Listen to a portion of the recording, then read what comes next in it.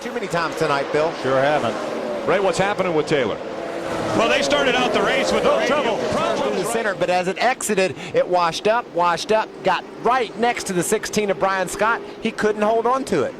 If he could have maintained that several feet in between he and Brian Scott, he probably would have been okay. But once he got out next to Brian Scott, then all the downforce went off the back of that truck. Unfortunate for Timothy Peters. Our first caution. 2 and 3 wide just behind him, coming out of 4. Taylor Molson was completely sideways and spinning through the grass. And back out onto the racetrack in front of a few trucks. Oh, Skinner gets clobbered.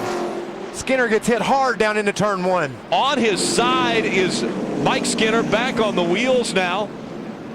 He got hit very hard. He was, I'm okay.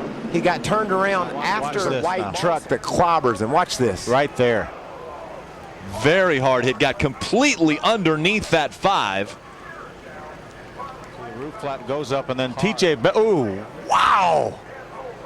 He had no idea. TJ Bell had no idea that 5 was coming up the racetrack. No, he couldn't. He couldn't. Even if he had it, he's got his wheels cut to the right, trying to save it from it spinning, and he never got them turned back to the left. And when it got straightened up, you know, it didn't have any way. Crafton above him.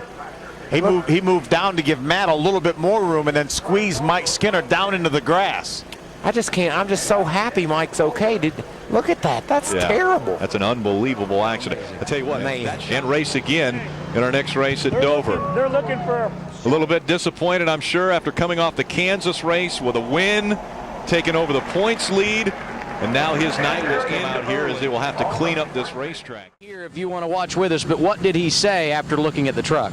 Well, first of all, Mickey Suzuki Resort Toyota is running really well, and kind of unfortunate we got a penalty with too many guys over the wall. But we just, we didn't know how much damage we had, so we jumped out to tell us what we had so we can fix it when he gets in here. And pretty minimal damage. It's just unfortunate we had to be there in the back after the penalty. But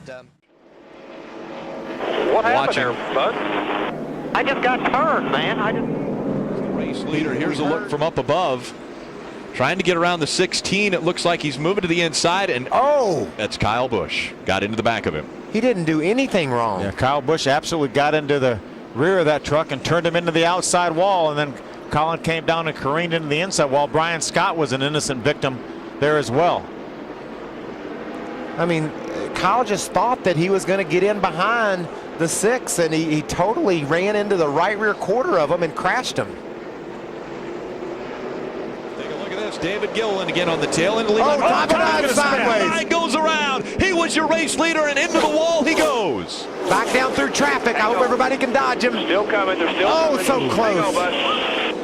The second race in a row that Todd has trouble spinning. Last year, October, Texas, the last time Ron Hornaday was in victory lane. He's going to take the Longhorn Chevy Silverado back to victory lane at Lowe's Motor Speedway.